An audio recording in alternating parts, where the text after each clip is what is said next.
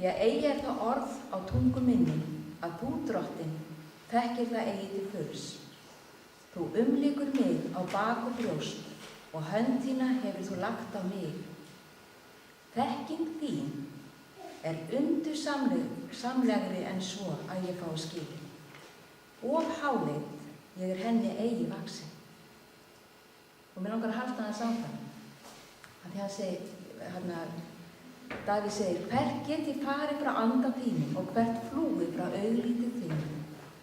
Þótt ég stígi upp í himininn, þá ertu þar. Þótt ég gjörði undir heima að hvílu minni, sjá þú ert þar.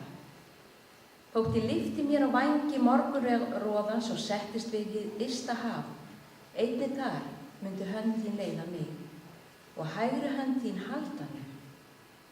Og þótt ég segði, myrkri hylji mig og þótt ég segði myrkri hylji mig og ljósi í kringum mig verði nótt, þá myndi þó myrkrið eigi verða þér of myrt og nóttin lýs eins og dagur.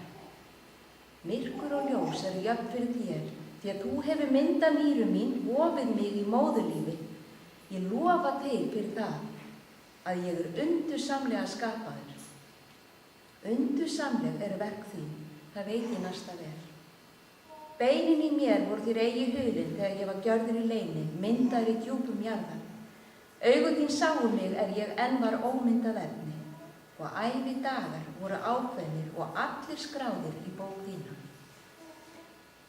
Fannst þetta eitthvað svo tilheyra þessum daginn að við minnumst þess að við erum börn Guðs, það er hann sem að skapa okkur og við erum komin hingað til þess að lofa Guð og gefa honum dýrðina af lífi okkar og öllu sem við tökum okkur fyrir hendur. En við skulum byrja á því að